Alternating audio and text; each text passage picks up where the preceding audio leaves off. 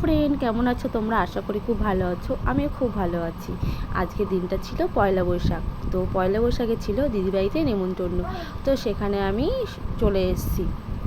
তো সেখানে চলে এসে দেখি ঠাকুরমশাই চলে এসছেন। তো ঠাকুরমশাই দেখি সব কিছু গুছিয়ে নিয়েছেন, আর এদিকে সব কিছু যোগাযান্তি করাই হয়ে গেছিলো আগে, আমি আসার আগেই। তো দেখো, এদিকে এটা হচ্ছে আমার দিদির হাজব্যান্ড, আর এটা হচ্ছে পেছনে ঠাকুরমশাই। আর দিদিদের মানে আমাদের বাঙালিদের মধ্যে দিদিদের বাড়িতে ছিল গৃহপ্রবেশ। তো সেই গৃহপ্রবেশে আমরা এসছি। আর এটা হচ্ছে আমার দিদি হচ্ছে কুলো নিয়ে বেরোবে, ঠাকুরমশাই যেভাবে বলবে সেভাবেই বেরোবে। তো দেখো, ও দাঁড়িয়ে রয়েছে। তো ওদের ঘরের চারিদিক দিয়ে এখন ঘুরতে হবে। তো আমার জামাইবাবু হচ্ছে মাথায় কলসি নিয়ে ঘুরবে, আর দিদি সামনে যাবে কুলো নিয়ে, আর তার সামনে যাবে ঠাকুরমশাই, আর ঠাকুরমশাইয়ের সামনে যাবে একজন জল ছিটাতে। তো এখন এরকমভাবে ঘুরবে ঘরের চারিদিক দিয়ে। তো আমিও যাচ্ছিলাম, তো আমি উলু দিচ্ছিলাম। আমার পেছনে আরও অনেকেই ছিল, কেউ শাঁখ বাজাচ্ছিলো, কেউ শঙ্খ বাজাচ্ছিল। তো এরকম করে তো দেখো ঘুরছে। তো জানি না আর কারোর কি কেমন নিয়ম আছে। তো আমাদের বাঙালিদের মধ্যে গৃহপ্রবেশ করলে তো এরকম ঘরের চারিদিক দিয়ে এরকম 5 বার ঘুরতে হয়। তো এইভাবে 5 বার ঘুরতে হবে। তো তোমরা দেখতেই পাচ্ছ।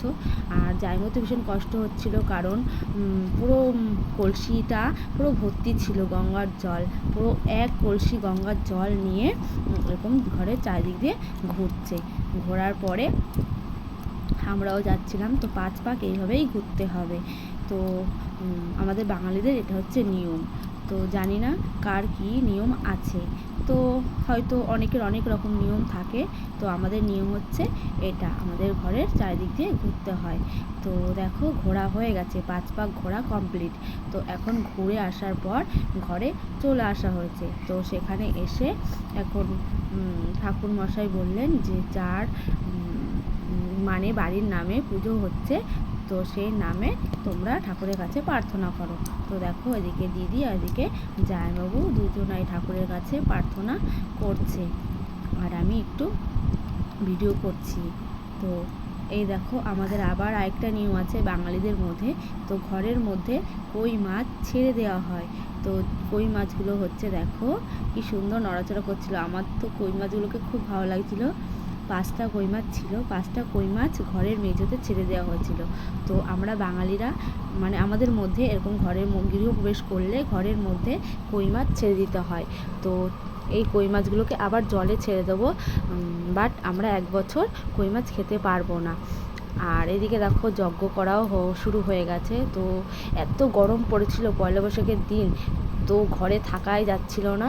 তো যজ্ঞ করা কমপ্লিট হয়ে যাওয়ার পর সারাদিন যেভাবে কেটে যাওয়ার পর সন্ধ্যাবেলায় ঘরে দিয়েছিল কীর্তন। তো দেখো, কীর্তন এদিকে শুরু হয়ে গেছে।